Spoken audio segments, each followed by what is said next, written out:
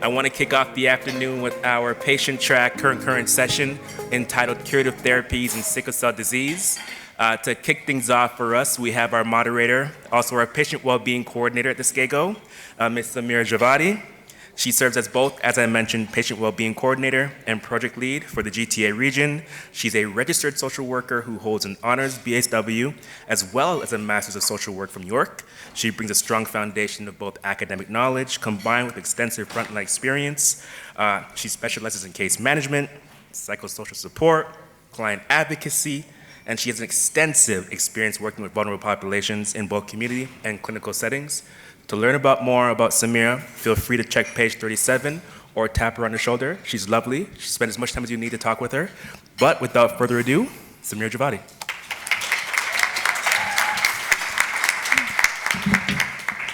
Okay, hi everyone. Good afternoon.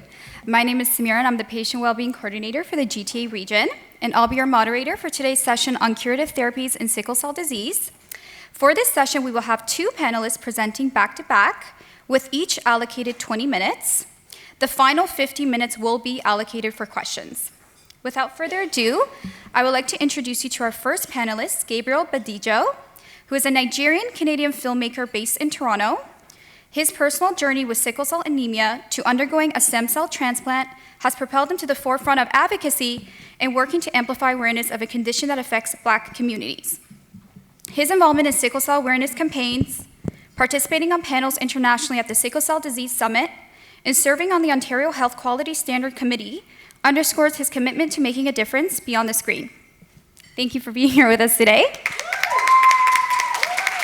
Oh, sorry, we have our second panelist. You're almost coming. Victoria Gray, who is the first sickle cell anemia patient in the world to be treated with CRISPR gene editing in 2019.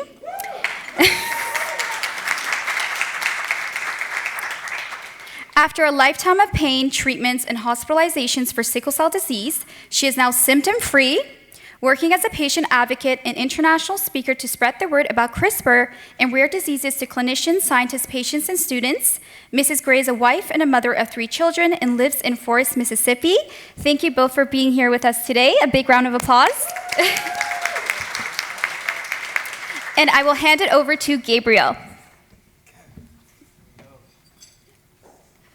False start. Hi, everybody. Good afternoon. My name is Gabriel Badejo. Thank you, Samira. Thank you, SCAGO, Ms. Lowry, for having me. Really happy to be here, especially in person with everybody. And it's just so much nicer not having to look at people through a computer screen. So I was born with sickle cell, SS. And had migrated from Nigeria to Canada, lived my life with many sickle cell crises. I would be in hospital at least 2 times a year, especially as soon as the weather changed, I was instantly in hospital. And I had a pretty significant crisis back in 2018 where pretty much all the things that could have went wrong, went wrong. Had a acute chest syndrome, developed AVN in both my hips, had a kidney injury, and all the complications from sickle cell. But that kind of coincided with when they started doing new trials for bone marrow transplant in Canada. So my doctor had referred me to the program to see if I'd be into it. At first, I wasn't keen on the idea of doing a bone marrow transplant because I had known, in the past, when they would do a bone marrow transplant, they would need a donor, a related donor, or someone that's a very near match. And how they would get the bone marrow is they would drill into the body of the donor and extract the bone marrow out, then drill into my body and do all that. And I wasn't trying to do that, especially I wasn't trying to have any of my siblings experience that.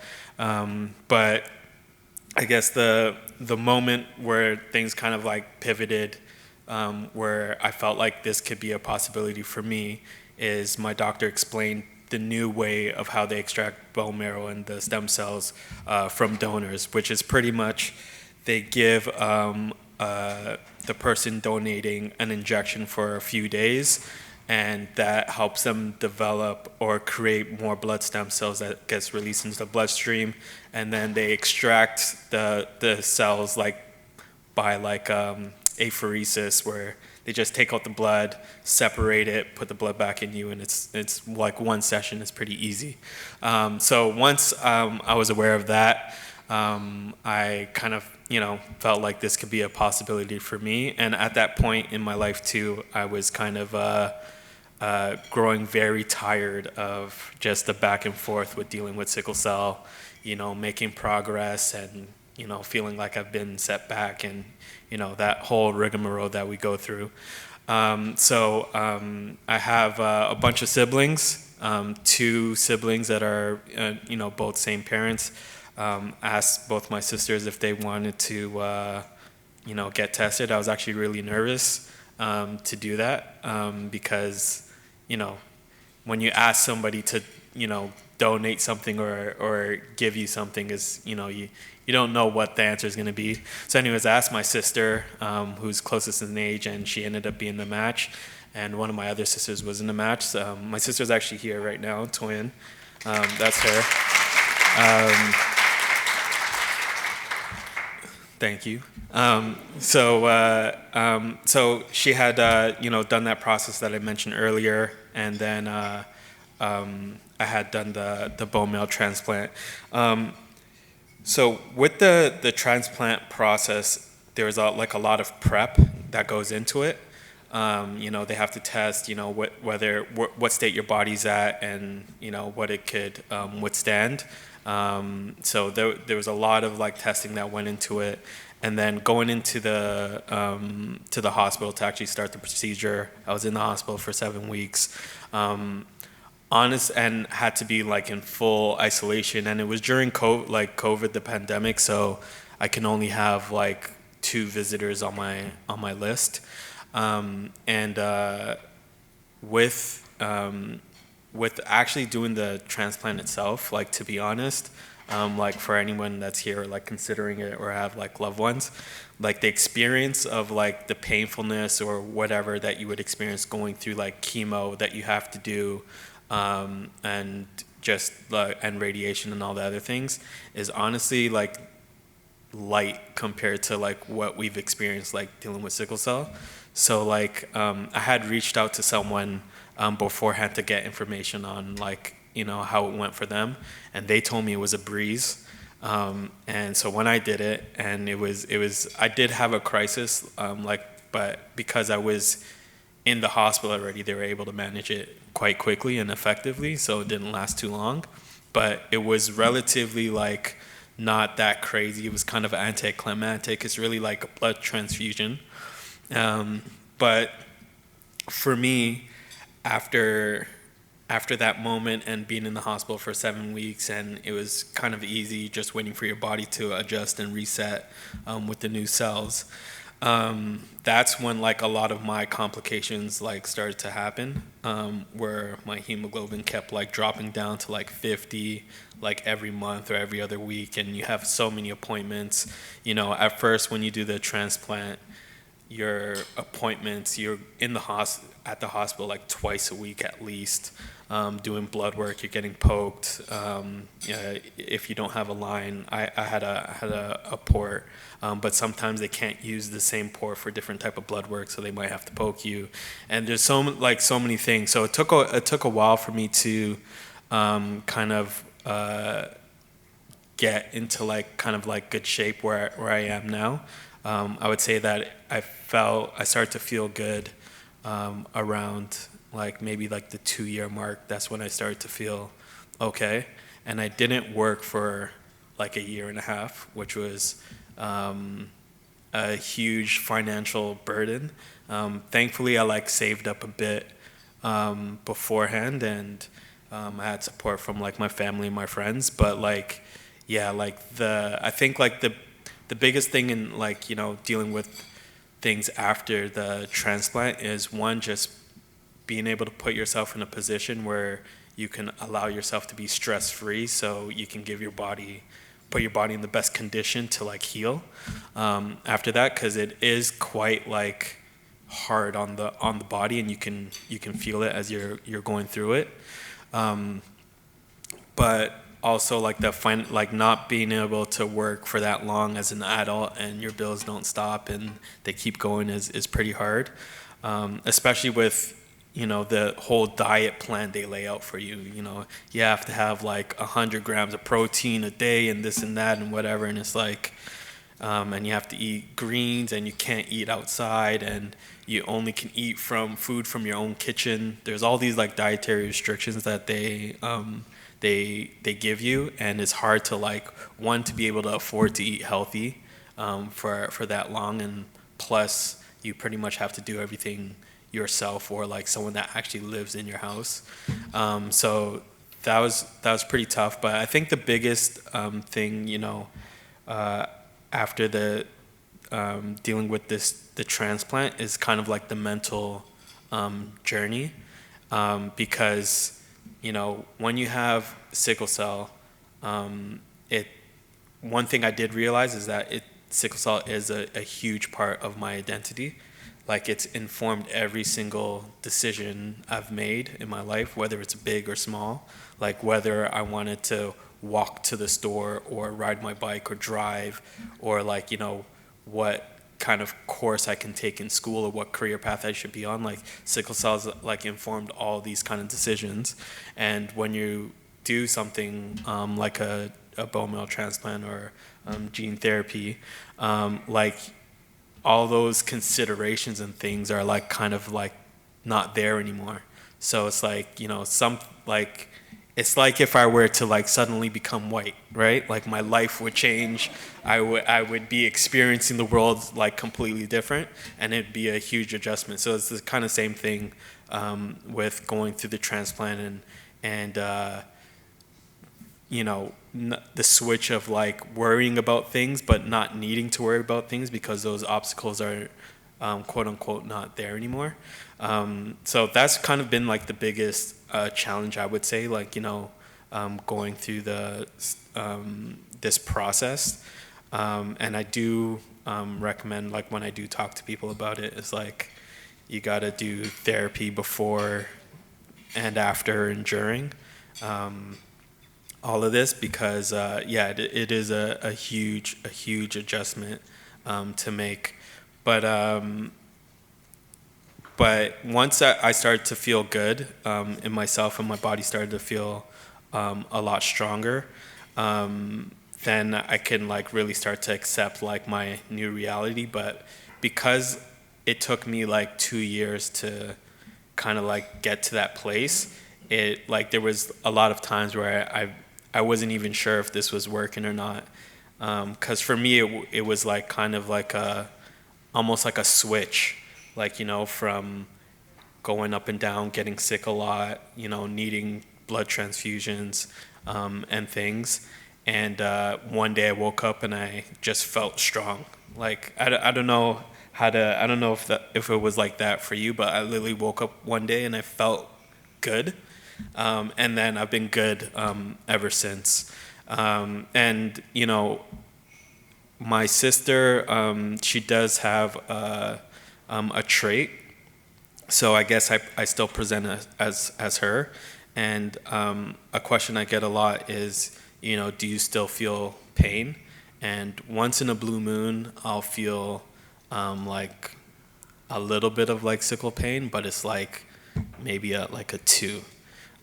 It kind of feels like my body wants, at some points, my body wants to kind of like act up and have a crisis, but it can't. Like it feels like it's like being blocked. So yeah, I haven't been able to, or I have been able to like, feel better within that. With this kind of like procedure as well, like one of my big, my thought process in being able to take the risk to do something like this, because it is risky and there are severe consequences if it doesn't work out.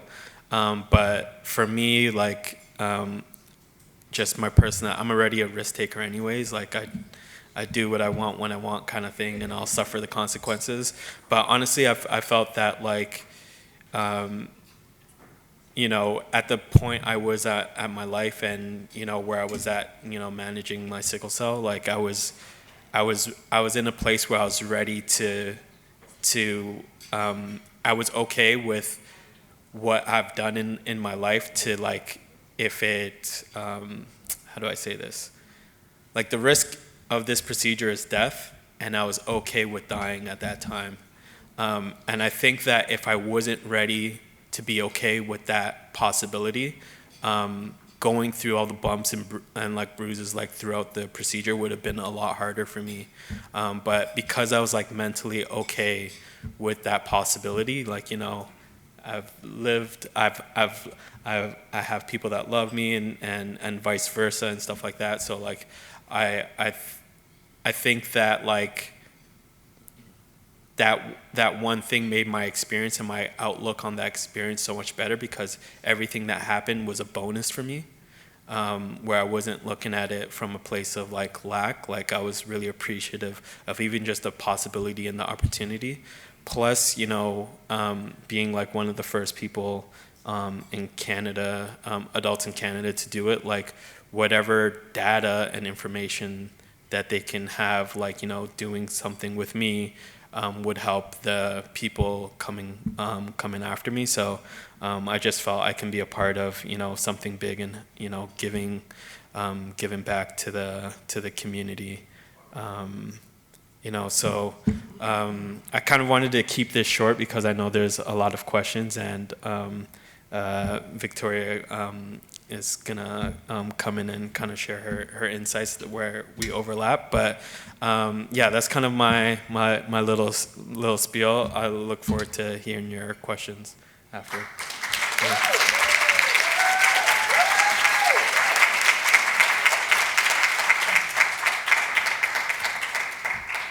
Good afternoon. I'm honored to be here and be a part of a live event. Gabriel and I both did an event with Scapegoat virtually, and it just doesn't hit the same, you know? So our stories are similar, so I'll share my personal experience. My journey with sickle cell disease began at the age of 3 months old. My mom was giving me a bath. I began to cry. Nothing she tried worked, so she took me to the ER. She initially thought that she had disrupted my shoulder, that the doctors dislocated during my birth. So she was like, oh, I hurt her shoulder, let's go get that taken care of. But when she gets to the ER and the tests are being done, they come back with her with the news that I have sickle cell disease, I'm having my first sickle cell crisis, and that I may only live to see 7 years old. So devastating beginning. It was just a prelude to what life would be for me. So my first memory of a sickle cell crisis, I know people with sickle cell could relate. I was 4 years old, in pre-K, wanted nothing more than to get home, change clothes, because my grandmother was strict. You couldn't play in your nice stuff. So as I entered my grandmother's house, and I'm rushing to get out of my clothes so I can go meet my best friend next door, I get this lightning tight pain. It hits me in one arm, goes across my chest, down the other arm. In minutes, less than minutes, my entire body was engulfed in pain. Protocol then was hot towels. I had Tylenol 3, and my grandma was trying to massage, and she was praying. But that still ended up with over a week-long stay for me in the hospital. So that means weeks, because even after that week was over, I still needed another week at home to regain my strength. And that would repeat in my life as a kid every 3 months, 6 months if I was lucky. And just as I grew and moved into adulthood, well, my teen years, I just saw all the things that I wanted to do was taken away from me by the disease. First, I wanted to be a cheerleader in elementary. Couldn't do that. Hematologists refused to allow me to be a cheerleader. Wanted to play basketball when I was in 8th grade and had my height. I didn't have the skill, but I had the height. I just wanted to be a part of the team like all the other kids were. And I got told no because of sickle cell. And even with those no's and the crisis that kept coming, I was still hopeful. But like I hear here in the summit, as I transitioned to adult care and didn't receive the quality of care that I received as a pediatric, that's when my hope started to die. I was lost in the system. Everybody I saw at my adult appointments, they was new, and a lot of times were med students, interns, and they didn't know my name and I didn't know theirs. I didn't feel comfortable telling them anything about me because I wasn't going to see them again, so why would I use my energy to go into detail? And even with that, navigating the ERs in America, and I see that it's similar here. As a kid, I was believed less than 3 minutes. I have IV fluids, pain medicine, but as an adult, my waits to go from anywhere from 6 to 12 hours.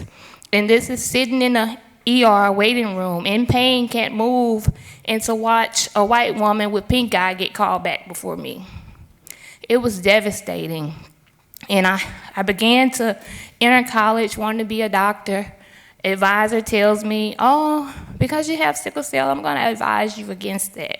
So she advised me against it because the long curriculum, and she just thought I couldn't do it. And without having an advisor believed in me, I started to doubt myself. And I was like, okay, I'll just be a nurse. Well, while pursuing my nursing degree, I graduated high school in 2003. Didn't get into a nursing program until 2010 because I had to constantly start and stop school, had teachers that didn't understand what sickle cell was, so they wouldn't allow me to make up my exams. So I felt hopeless at times, but still, I was like, this is a dream, I gotta do it. But in the October of 2010, while on fall break from my nursing, I have a crisis. This crisis would take away my ability completely to use my arms. I couldn't use my legs. I couldn't even raise my hips up high enough to get on a bedpan. It took from the second week in October of 2010 to the second week of January 2011 for me to be discharged. I needed rehabilitation to learn how to stand on my legs, occupational therapy to hold a fork to feed myself. Sickle cell had stolen so much from me. I had my kids at home. They were so young. So I said, I'll just forget about trying to be a nurse and just go home, be a good wife to my husband and a good mom to my kids. But yet sickle cell was still that opportunity from me also. I would get pulled away from my kids, sometimes 2 a.m. in the morning, thinking they're asleep, and my daughter would call me at the hospital the next day. Mama, I was crying last night. Jadasia, why are you crying? And she would say, because I saw the ambulance take you away and I didn't know if you was coming back.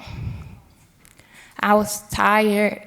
I was losing hope. I was failing. I felt like I was failing at being a mom.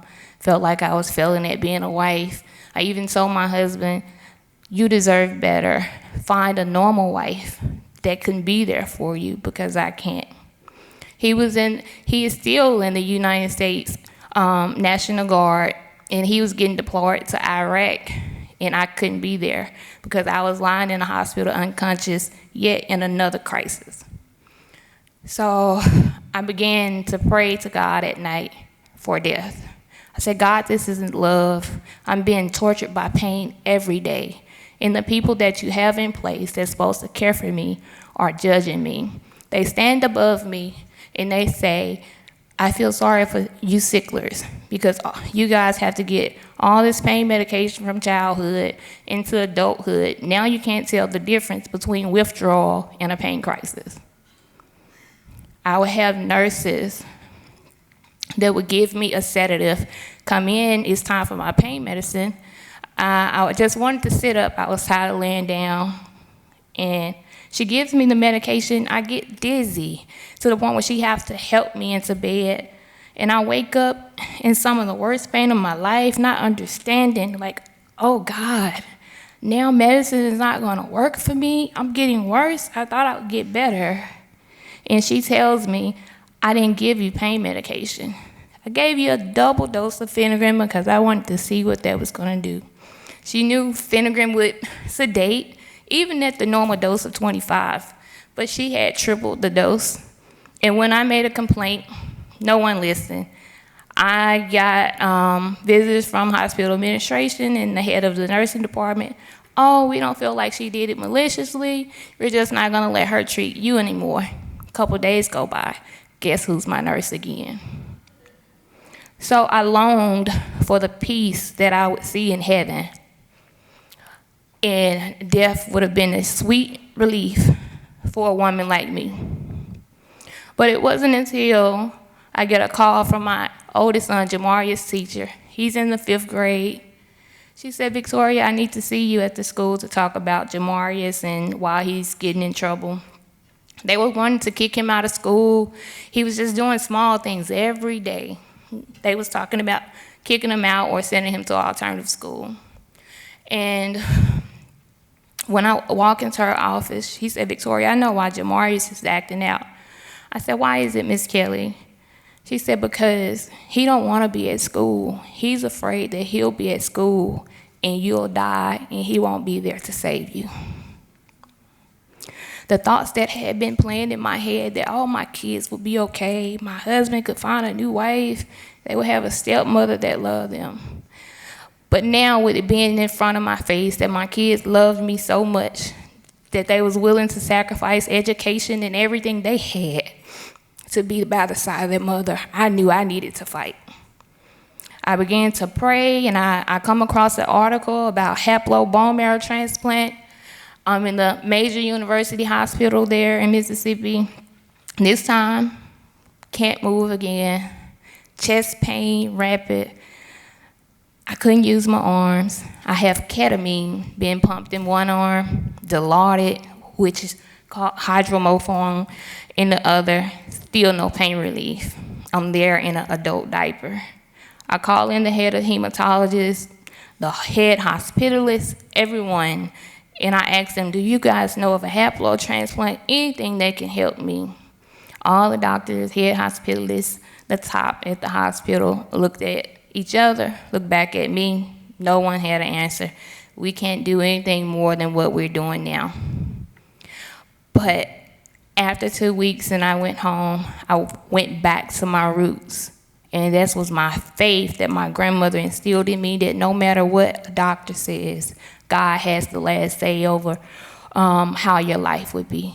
So I prayed to my Father, my God, Lord, can you send me something that would just allow me to live long enough to see these kids that I beg you for to grow up so they can have partners and my death won't affect them as much. And less than 30 days later, I get a call from my hematologist. Victoria, I have good news, but I only want to share it to you in person. So this was the first time I ever been excited about a doctor's appointment in my whole life. So I meet Dana Delasky, and she tells me that she got an email from a doctor named Dr. Hadar Frangul in Nashville, Tennessee, that was looking for patients to perform bone marrow transplant because he had treated the majority of his patients, so he wanted to go out. And she sent me. I went with my brother Timothy. He was going to be my donor, but of course we needed testing. We did the test. He was, of course, of match, but not 100%, so I was presented with the chance of graft-versus-host disease. So I wrestled with that in my mind, still undergoing the test. Like Gabriel said, he had to undergo testing heart, liver, lung function. But I still prayed. I said, God, I want to be better, but I'm afraid to trade the devil I know with the sickle cell for graft-versus-host disease, which is described to me as similar as lupus. And luckily, I go back to Nashville for a pulmonary function test. I have the sickle cell crisis that would save my life. Dr. Frangul, he was different. He went into action so fast. I didn't have to explain. We didn't have to go over a pain scale. All I had to do was say, I'm hurting. So that comfort that he gave me, and he admitted me in the hospital in Nashville, Tennessee, which is 5.5 hours away from my home. While I was there inpatient, he gets the news that his center has been chosen to be the first to administer CRISPR, and he thought I would be a good candidate. He also explained that if I did this, I would be the first person ever to try it. And I said, you hadn't done this on nobody before? Well, Victoria, primates and stuff, yes, it seemed, I said, primates, I'm human. But thinking about it while he's still sitting at my bedside, first doctor that ever pulled a chair by my bed and showed me patience and came down to my level. And I asked, is there a chance of graft versus host disease? He said no, because with CRISPR, they would take out your cells, do the edit outside of your body, and you would be receiving your own cells. So your body would welcome itself back home instead of going into defense mode.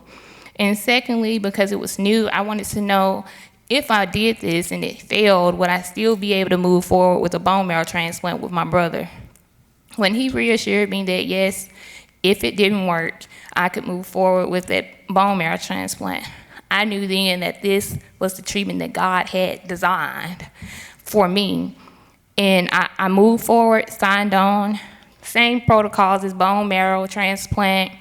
Had to get the shot in the back of my arm, release the stem cells, get on an apheresis machine, collect stem cells. These were 8-hour processes because sometimes the machine would act up with movement. So long processes, 3 days straight, go home for 1 month, come back to the hospital, do it again because they needed millions and millions of cells in order for my cells to survive transport, the edit, and they had to reserve cells for if something went wrong, I could get those cells back and just still be back at one instead of a tragic situation. So I went to Nashville, did the collection. About 3 months later, my new cells was ready. I go into the hospital, undergo the conditioning phase, which is chemotherapy. I was like, oh, Dr. Frangul, all the things you said was going to happen from chemo, they're not going to happen to me. I feel good. And he's like, oh, Victoria, just wait. And so on July 2nd, 2019, with 4 vials of this clear, glistening fluid, Dr. Frangul pushed in what I love to call my super cells. And it happened so fast, and I looked at him and I said, Dr. Frangul, that's it? He said, that's it, girl. He gave me a high five, and they left out the room because it was a camera crew there. They wanted to document it. And I began to cry. My dad was by my side. He's like, Vicky, what's wrong? I said, Dad, I just believe that my life is going to change today. Nothing has happened yet, but I have faith. I know that God didn't bring me this far to leave me. I isolate for 30 days because of the chemo wiping out my immune system. Then I returned home to Mississippi, and my son ran when he seen me, and he gave me the biggest hug, my son Jamarius, because I was able to fulfill in that moment a promise to him that I said when I left him with my mom, that I would return to him. And the first thing I noticed, a few months had passed, I wasn't needing a blood transfusion. Going to the doctor, everything was stable. That's new because before I was getting my blood completely removed, replaced by donor blood every 3 to 4 weeks. And I was like, okay, but how can I know if I'm better if I still wear a 100 microgram fentanyl patch? I still have 4 milligrams of Dilaudid that I have to take every 4 to 6 hours, 10 milligrams of Percocet in between. So I asked Dr. Frangul about the medicines. He said, I was just waiting on you. So I began the taper. COVID happens, and I can't get one of my medications to taper down. But I was determined. I didn't want to go back. I went cold turkey.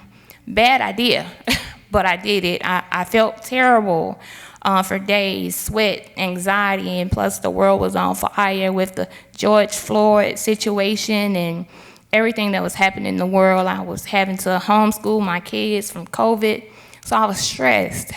But it was one night, I go to bed, and I wake up the next morning. The room seems extra bright. My husband is deployed, so it's just me. in the room, and I don't feel anything. I sit up, my breaths are going down and out without restriction. The pain in my lower back and hips was gone, but my reaction was, oh my God, I'm dead. I began to panic. I started to pinch my face, pinch my thighs, but I still wasn't convinced. I thought I was like Casper, a spirit with unfinished business. I don't want to leave the kids. So I had to call them in the room. And they're like, Mama, what's wrong? I said, nothing. I just want to give you a hug.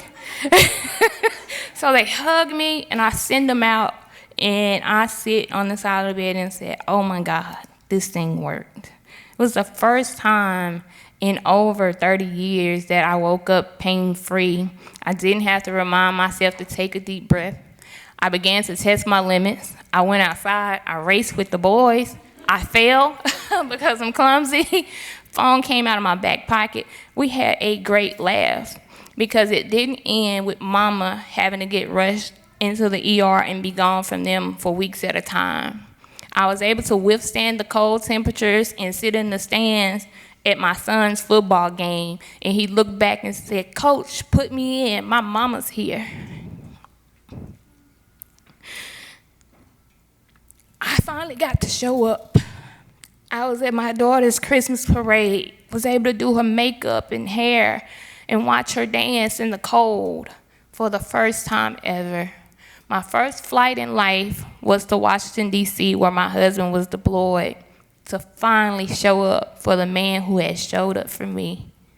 Second flight was to London at the 3rd International Summit to share my story on stage in front of the world. That was God's opportunity to help me fulfill my promise that if he had did this thing for me, I would tell the world about it. Now I'm 6 years out, asymptomatic, no blood transfusions, no pain management medications.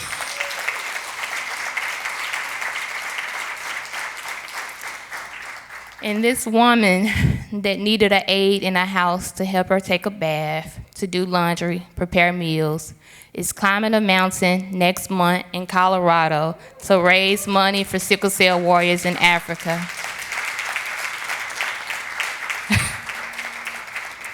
Night and day difference that I thank God for giving scientists the knowledge to come up with a way to fight the disease that I felt like was a part of me, embedded in my DNA. How do I fight this? Now we have a tool. You don't need a donor, but the journey is not easy, but I must say for me, it was well worth it. Thank you.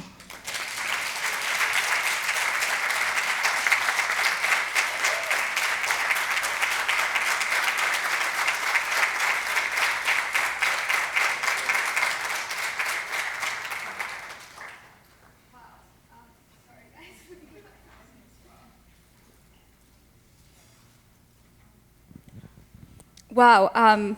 Sorry, I had to stop myself from crying. Thank you for that incredible story. Another big round of applause for them.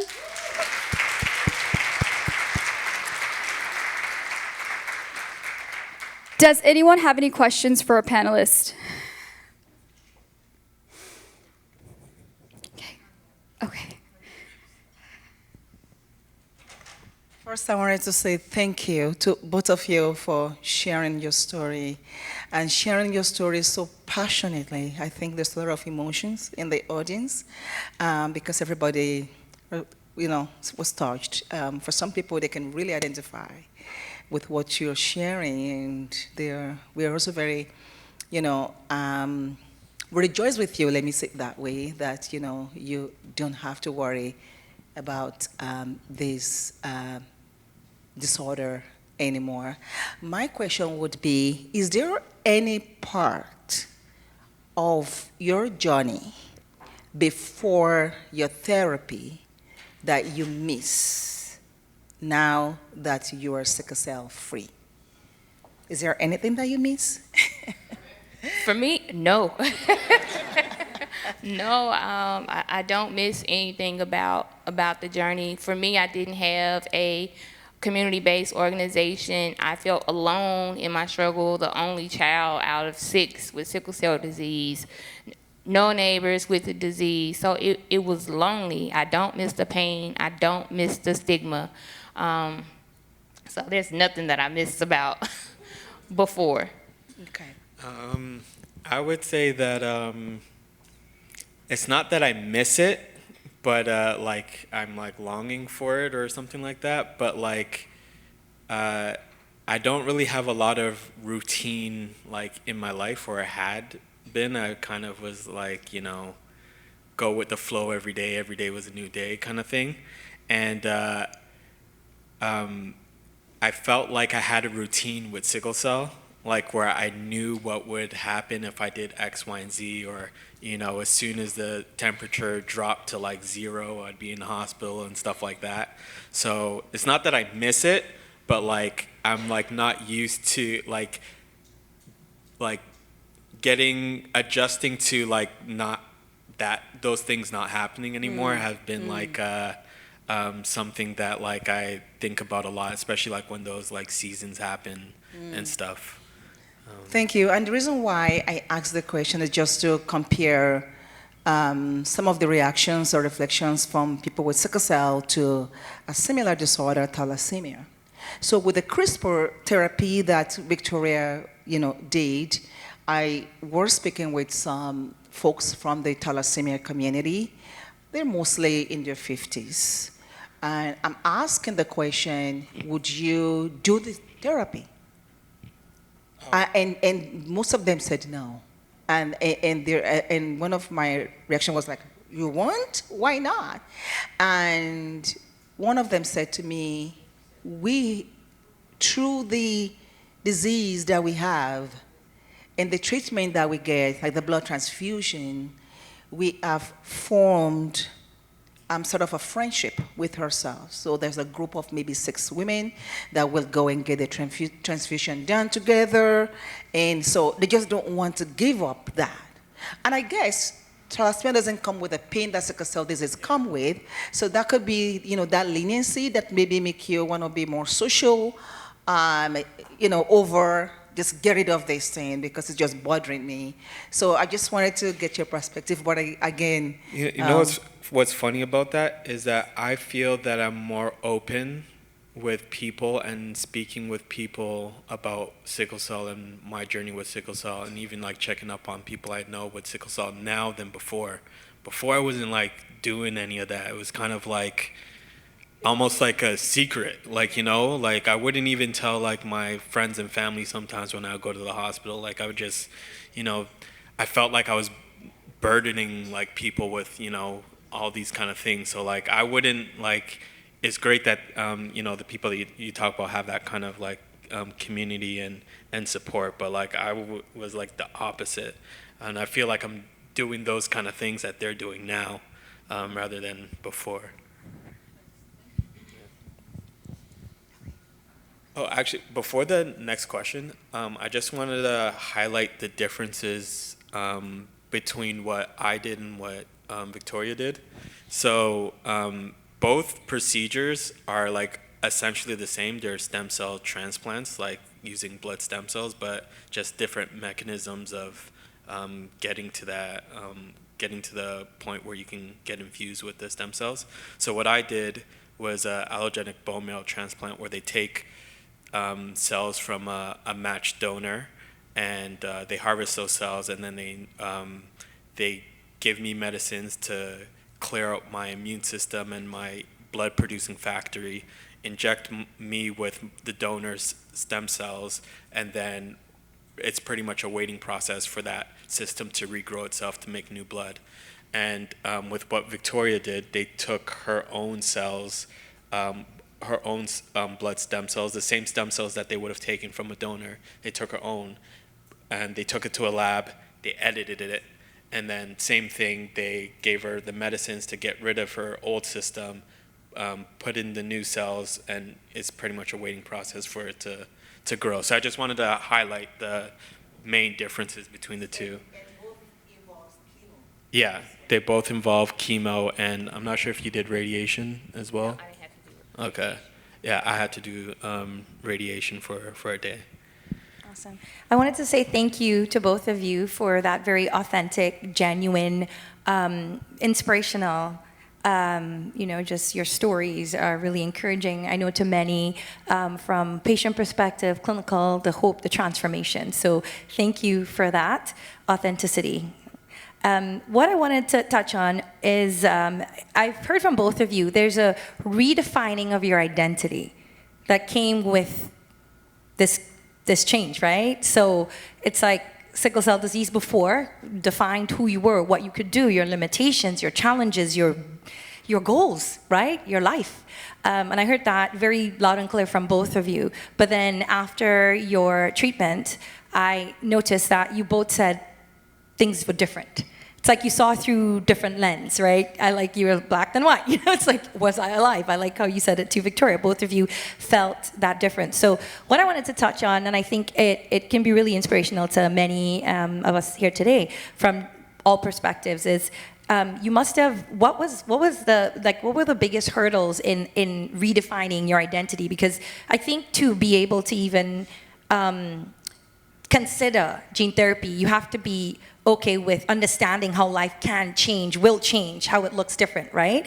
And it seems like you were brought to a place of, there needs to be a change. I can't do this anymore. You're okay with that finality because you saw your lives, right, and the limitations. So what were the biggest challenges for you as you redefined your identity in terms of, I know obviously a change of mindset, many things, but what were the biggest hurdles that you faced? And prior to that, what were some of the biggest fears you had, just sort of thinking ahead of how things may or may not go right, or how life would change, and the things that you were used to for so long, right, for a lifetime?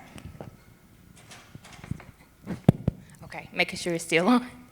Well, for me, redefining, I just had to give myself some grace. I found a therapist because we're all our biggest critics. So I was 34 years old when I got the transplant, so I was like, oh my God, am I too old to go back to school? And what do I do next? What are people going to expect of me now that I don't have sickle cell disease? And so that was the hard part in finding me and having to figure out what it was that I wanted. Because, like I said before, I had given up on dreams, no thought of future for me, and what I wanted was heaven. So I had to reframe my thought pattern. So I still left with PTSD. So when the weather would change, I'm like, oh my God, am I going to get sick? What's going to happen? So dealt with a lot of anxiety, wondering when things would change. Is this going to end for me? Especially being patient one. I'm like, I'm the prototype. I don't have anyone to call to see what's normal, what's not normal. But once I took a step back and things started to change for me, I tested my physical limits by taking a job at the local Walmart just to see how my body would respond. And then after that, purpose called. And I did a lot of interviews with magazines and podcasts and go to different conferences. Then I realized that this is what God had destined me for, now to be a voice for the voiceless and to talk about the hard things. So I found my purpose in it, but it just took a while for me to slow down, give myself grace that I didn't have to complete everything in a month's time to prove anything to anyone. I just had to focus on what was best for me. For me, it's a bit different. So, it's something I'm still working out and finding my footing. But before the transplant, I was a very urgent person. If I wanted to do something, or if I had an idea or something, I would act on it immediately. I just had a sense of just motivation and drive to just complete whatever it was quickly. I guess sickle cell was a big fuel behind like the motivations of like what I was doing and why I was doing it. But you know, during the transplant and after the transplant, I also lost my dad during that process in the same year. You know, I felt like my two biggest motivations in life, like one being my dad and the influence he's had on me, and you know, sickle cell, like that being a huge part of my identity, have been like gone. So like I've been like kind of struggling with trying to find like my new motivations. Like obviously like there's a clear like motivations, oh, like, you know, you don't have sickle cell anymore, you can live life how you want it, but like the drive to do things and to want to do things like isn't as like a burning thing of like, you know, strength and passion as it was before. So I'm still like figuring that part out. Yeah. Thank you very much, Gabriel and Victoria. Thank you on behalf of all of us here and so many who've heard your words. You've reminded us that data, numbers, don't have emotions. They don't feel, they don't cry, they don't have hope or despair. And that an N of one for researchers and other people, just one voice with a story, brings meaning and richness and life to what the reality is of sickle cell.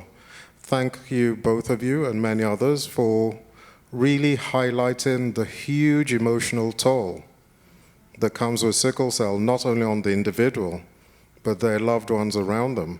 You've both referenced loving family and the sacrifices and the hope and the journey. And if nothing else, I will take today, the 16th of August, 2025, as a call to action to commit and rally as many people as we can rally to support the emotional well-being and mental health of individuals with sickle cell and their loved ones. It really is a sickle cell syndrome of the physical and emotional mental bit. And just thank you, thank you, thank you. I mean, this, yeah, it's not a question, it's a comment, but it just, you know, thank you.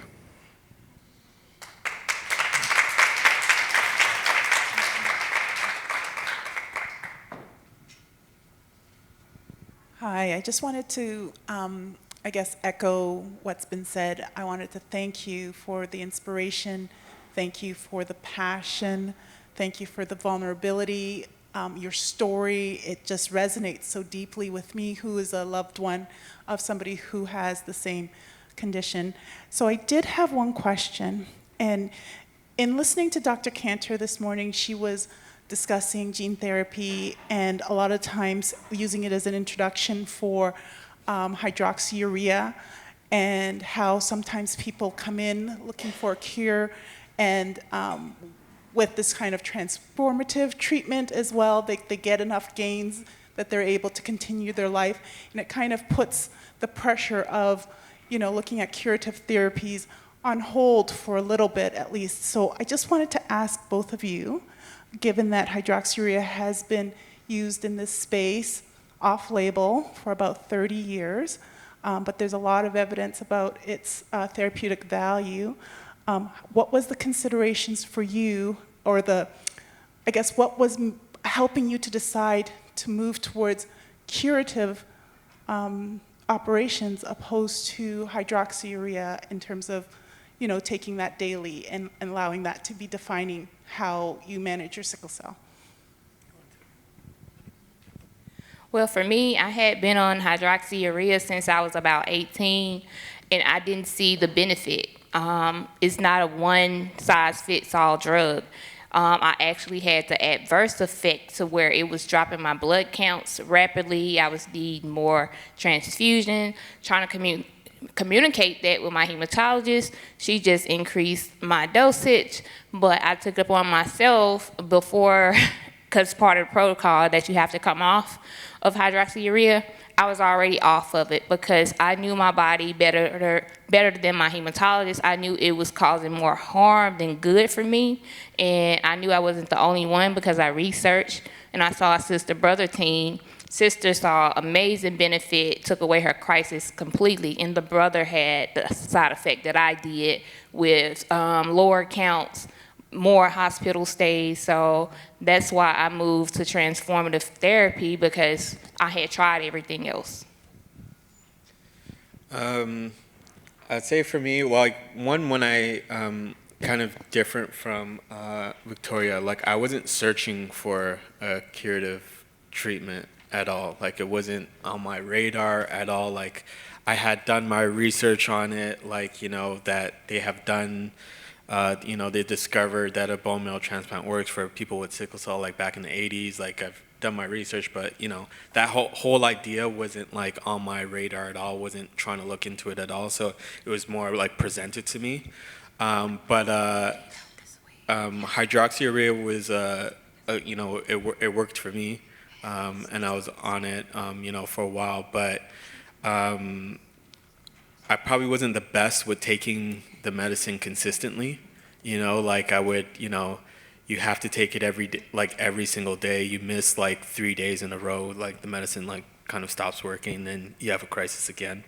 But I think the big thing for me was that back in 2018 and 2016, I had 2 really big crises. And I think it was more of just a treatment I experienced in, like, you know, in the hospitals. I was just tired. Like, you know, like you know, you hit like a limit of like what you can like tolerate, what you can take. And like it's not like like I can manage the pain and the experience of sickle cell itself, but like the treatment of trying to find help when you have nowhere else to go, and not getting the help, and, you know, getting, you know, very bad treatment. Like, you know, just for example, back in 2018, they had labeled me a drug seeker, and instead of actually giving me, you know, pain meds, even just a little bit, they gave me saline and said it was morphine, right? So it's like, after the, you know, this kind of like treatment, like you just hit a peak, and it's just like, yeah, like, you know, when this was presented to me and like I saw it was a possibility, it's just like, yeah, you know, like, why not? I don't want to continue having like experiences like this, you know, for the rest of my life. So yeah.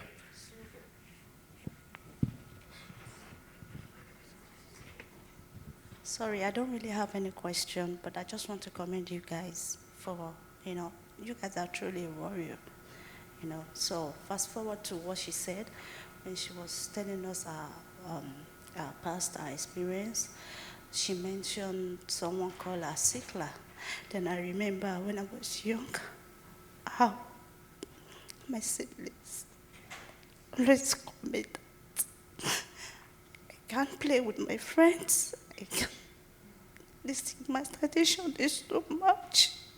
You know, so I just remember that. I'm so sorry for being too emotional.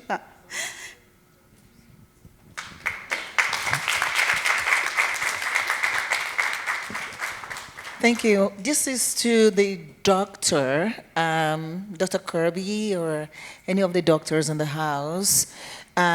With the curative therapy that both Gabriel and Victoria did, do we now say that they have one copy of sickle cell gene now? Or like, what would be their genotype, like their status now? Thank you.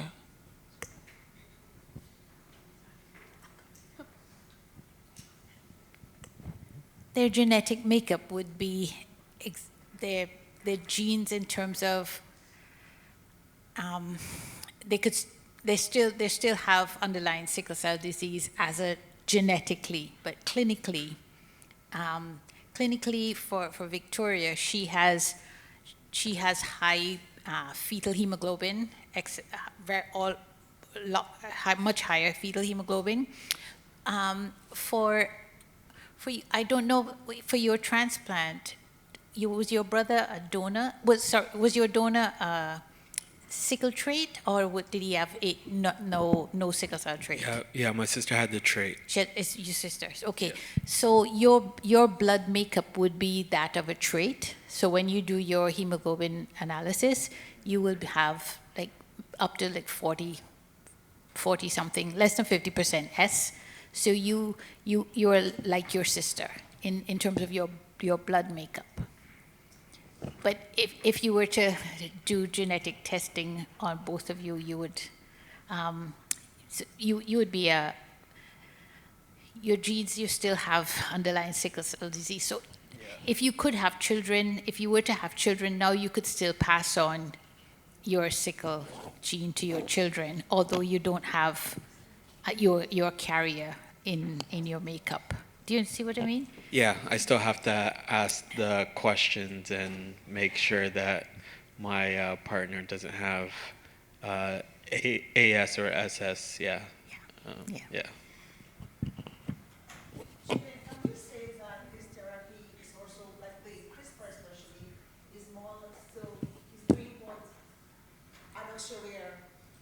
On steroids, yeah. It's super high, it's like hydroxyurea on steroids, like high F, fetal hemoglobin, correct, yeah.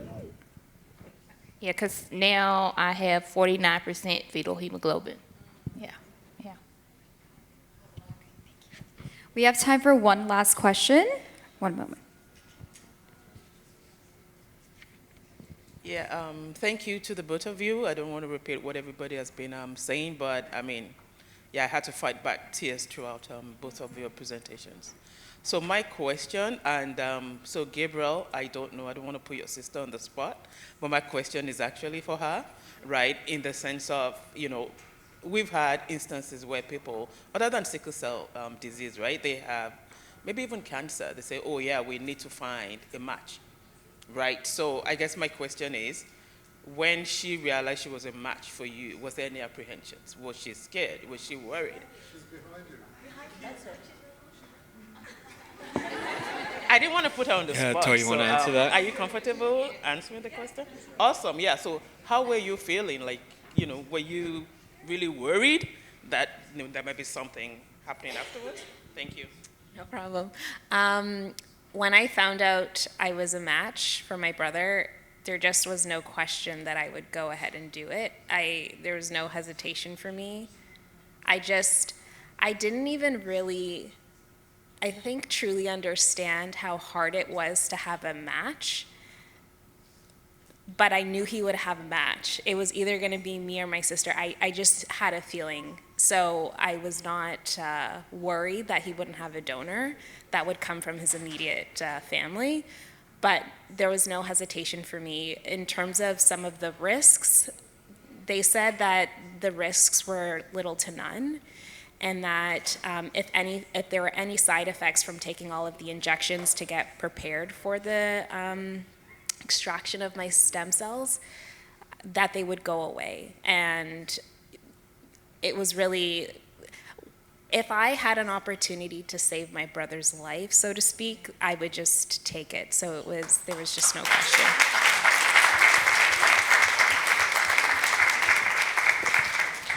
You know what's funny about that? So like, I have two sisters. Both of them are here actually. So I was nervous in asking Toyi. So I asked Dupa first actually, because I knew that, I can be like, yo, like, you got to do it. I can convince her. But if Toyi had apprehensions, it would be a very tough, like, debate or whatever. But when I asked her and she was like, okay, yeah, what do I have to do?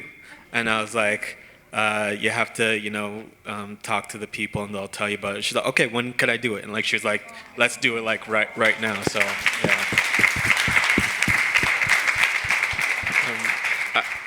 And also, I know we're almost pretty much out of time, but I also wanted to kind of like stress that, with doing any of these therapies, like it isn't cut and paste for everybody. Like everyone's experience is like very different in terms of like what the symptoms are, what you feel when you feel them. There was a couple other people that were doing the transplant around the same time as me, and we all like spoke and kept up with each other. And all of us experienced different things at different times. So like, hearing our experience, like that doesn't necessarily mean that you'll have the exact same experience. But it's important to like, communicate if you are going through something like this, to communicate with your physicians and connecting with other people that have been through it, that can help like, assist. But yeah, like everything's not cut and paste. Everybody's body responds differently to things as everything else. So yeah, I just wanted to stress that as well. Wow. Thank you, Victoria and Gabriel, for sharing your story with us. A big round of applause to them.